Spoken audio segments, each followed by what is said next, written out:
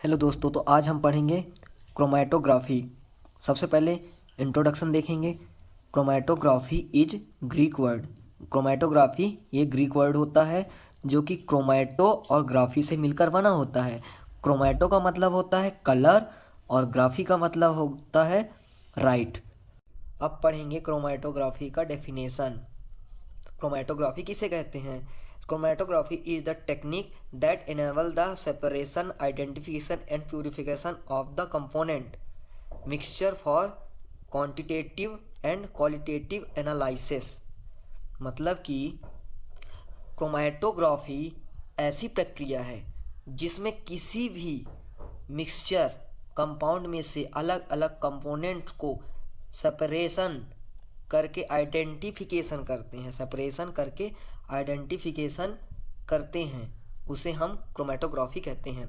जैसा कि आप देख सकते हैं इस डायग्राम में, ये मिक्सचर कंपाउंड है, मतलब ये हमारा मिश्रण है। इसको सेपरेट करेंगे तो ये अलग हो गया, ये अलग हो गया और ये भी अलग हो गया, सब अलग अलग हो जाएंगे, सेपरेट हो जाएंगे। एनालाइज हो जाएगा, आइडेंटिफिकेशन हो जाएगा, उसका प्यूरिफिकेशन हो जाएगा और क्वांटिफाई हो जाएगा। ये क्रोमैटोग्राफी है। अब क्रोमैटोग्राफी का प्रिंसिपल देखेंगे। प्रिंसिपल किसे कहते हैं, प्रिंसिपल सिद्धांत देखेंगे। Chromatography is separation method where the analyte is combined with a liquid और गैसेस मोबाइल फेज। मतलब कि क्रोमैटोग्राफी सेपरेशन मेथड होता है, ये अलग अलग कंपोनेंट को सेपरेट करता है।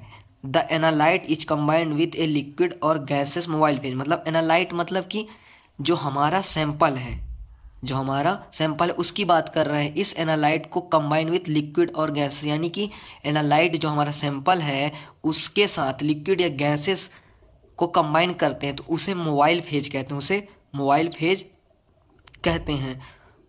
जिसको हम पंप करते हैं स्टेशनरी फेज से, which is pumped through a stationary phase. मतलब कि जिसको हम पंप करते हैं वो स्टेशनरी फेज होता है। अब usually one phase is hydrophilic and one another phase lipophilic. मतलब कि एक फेज हाइड्रोफिलिक होता है और दूसरा फेज लिपोफिलिक होता है। अब देखेंगे third point. Depending on their polarity they spend more or less time interacting with the stationary phase and are thus retarded to a greater और लेसर एक्सटेंड। मतलब कि जो हमारा मिक्सचर कंपाउंड है, ये सैंपल होता है, उसकी पोलैरिटी पर डिपेंड करता है कि वो स्टेशनरी फेज के साथ कितना टाइम तक स्पेंड करेगा। अगर ज़्यादा टाइम तक स्पेंड करेगा तो वो सेपरेट होने में ज़्यादा टाइम लगेगा।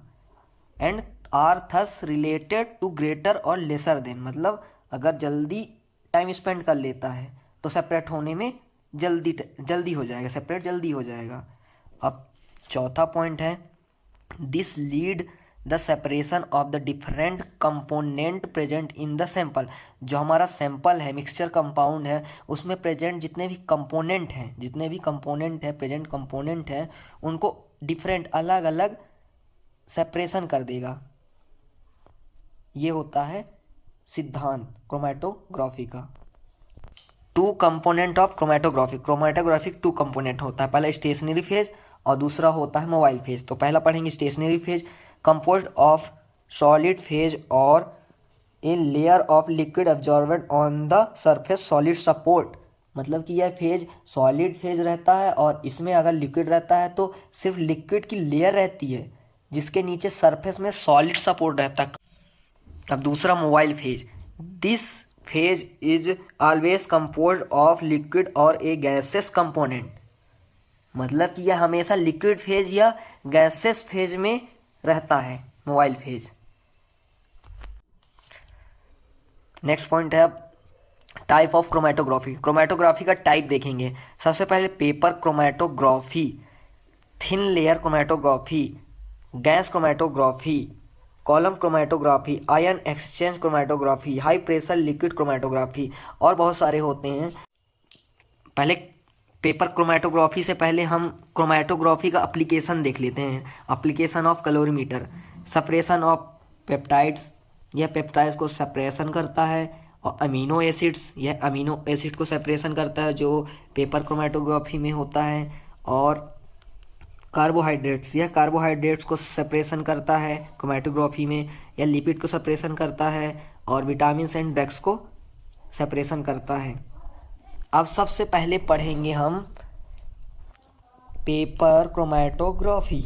Paper chromatography PC, short form में है PC, was introduce by German scientist Christian Friedrich Schonbein 1865 में।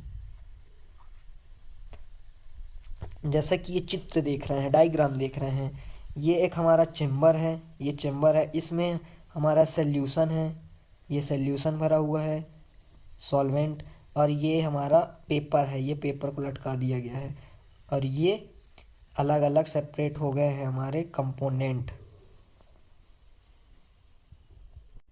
प्रिंसिपल, पेपर क्रोमेटोग्राफी का हम प्रिंसिपल पढ़ेंगे। The component of mixture to separated migrate at different rates and appears spots at different point on the paper। मतलब कि mixture मतलब मिश्रण compound में present component, mixture compound में प्रेजेंट कंपोनेंट को सेपरेट कर देता है और अलग अलग रेट में S spot at different point on the paper, मतलब कि और अलग अलग स्पॉट में सेपरेट कर देता है या हो जाते हैं। ये प्रिंसिपल है इसका। अब हम पढ़ेंगे इसका प्रोसीजर क्रोमेटोग्राफी का प्रोसीजर पढ़ेंगे।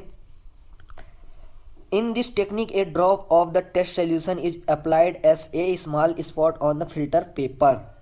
मतलब कि इस प्रक्रिया में फिल्टर पेपर पर एक छोटा स्पॉट पर टेस्ट सोल्यूशन, मतलब कि हमारा सैंपल है उसे फिल्टर पेपर पर एक ड्रॉप डाल दिया जाता है,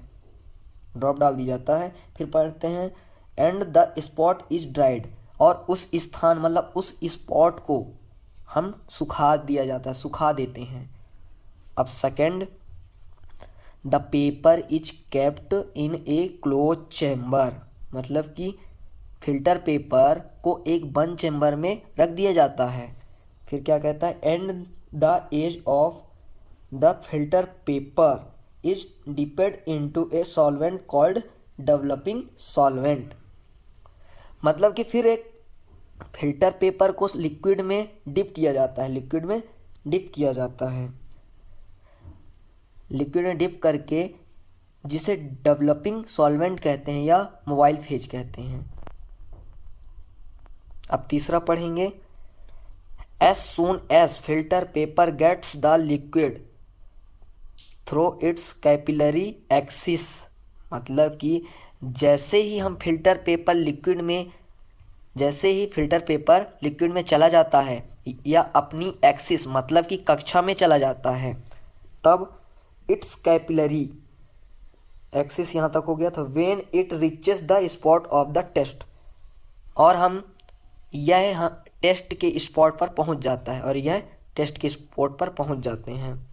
फिर है चौथा क्या है, द वेरियस सब्सटेंस, चौथा procedure, the various substance are moved by solvent at various speed, मतलब कि विभिन्न सब्सटेंस अलग अलग मूवमेंट से सॉल्वेंट या मिक्सचर में मूव हो जाते हैं।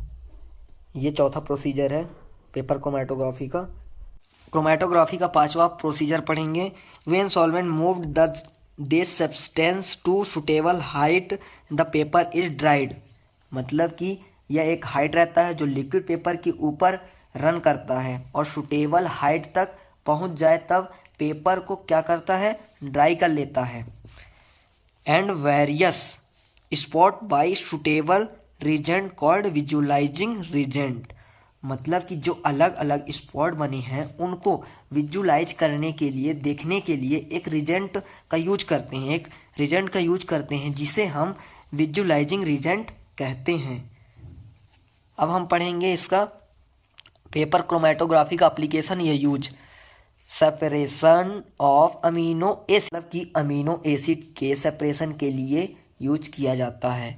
सेकंड है हिस्टामिन एंड एंटीबायोटिक टेस्टिंग, मतलब कि हिस्टामिन एंड एंटीबायोटिक टेस्टिंग और सेपरेशन के लिए यूज किया जाता है पेपर क्रोमेटोग्राफी का।